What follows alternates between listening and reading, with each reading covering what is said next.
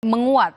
Terakhir sudah ada 151 dari 193 negara anggota PBB yang telah resmi mengakui kedaulatan Palestina. Ini pun kemudian menunjukkan PBB secara de facto sudah mengakui kemerdekaan Palestina karena 3/4 dari anggota PBB telah mengakui kemerdekaan Palestina. Kita bahas petang ini soal isi pidato Prabowo yang mendorong perdamaian Palestina bersama dengan pakar hubungan internasional Universitas Paramadina, Ade Nuansa Wibisono. Selamat petang, Mas Ade dengan Maidop. Ya, terima kasih, Maidol. Selamat petang, selamat sore. Mas Ade, apa yang Anda analisa dari isi pidato Presiden Prabowo Subianto soal Palestina dengan mendorong two-state solution? Oke, jadi memang pidato Presiden Prabowo itu patut sekali kita apresiasi ya, luar biasa sekali. Jadi memang ada analisis mengatakan hampir 8 kali hentakan, itu menunjukkan gestur yang sangat yakin dan support yang sangat kuat bagaimana Presiden Prabowo itu memberikan dukungan terhadap Palestina.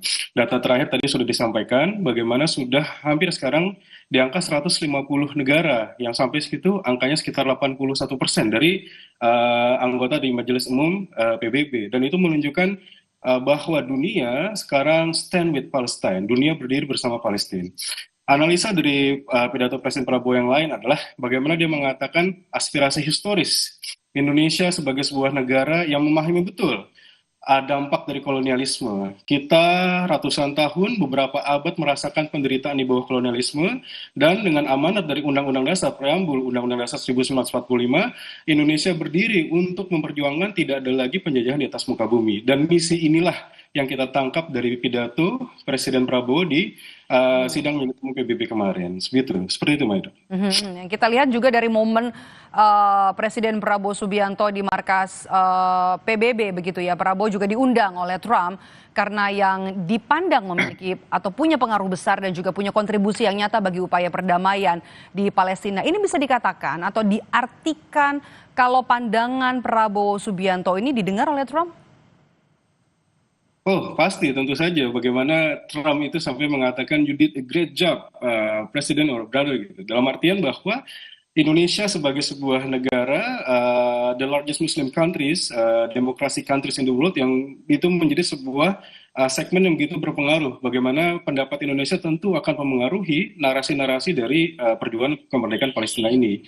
Kita juga jangan lupa bagaimana karakter politik luar negeri kita, yaitu bebas aktif. Bagaimana dulu Bung Hatta memberikan arahan mengayun di antara dua karang, lalu juga politik bebas aktif, bagaimana kita berdiplomasi di antara great powers.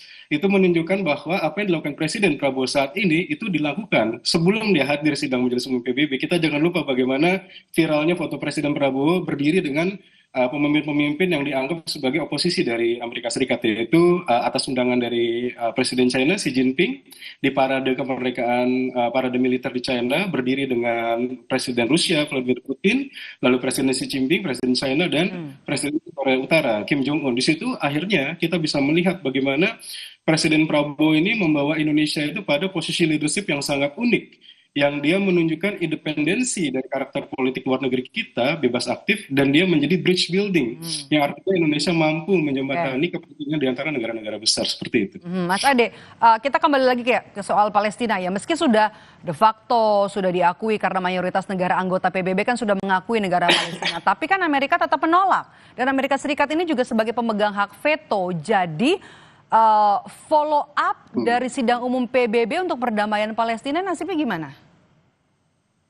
Oke, ini tindak lanjutnya adalah bagaimana narasi dari mayoritas sidang umum anggota Majelis Sidang Umum yang hampir 81% ini, tentu saja ketika Amerika dia kembali misal melakukan veto atau tindakan yang mencederai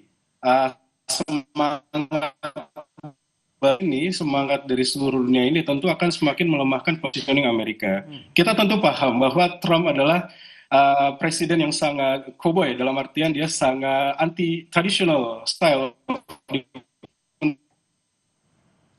dari Donald Trump. Tentu saja apa yang sudah dilakukan oleh Presiden Prabowo dan sebelumnya sudah dilakukan voting ya terkait dengan isu kemerdekaan Palestina, tentu ini akan semakin memperkuat tekanan terhadap Amerika Serikat, apakah dia akan berdiri di sisi yang salah dalam sejarah kemanusiaan. tentu ini akan menjadi sebuah tindakan politik yang memalukan dan tentu akan semakin menurunkan kredibilitas Trump, tidak hanya dalam konteks politik internasional, tapi tentu akan menurunkan kredibilitas dia dalam politik domestik. Dan itu semua akan kita lihat dari langkah-langkah yang akan diambil oleh terkait isu ini. Itu jawaban saya. Oke, baik. Terima kasih atas pandangan Anda, Ade Nuansa Wibisono, pakar hubungan internasional dari Universitas Paramadina sudah bergabung bersama kami di Kompas Petang. Sehat selalu, Mas Ade.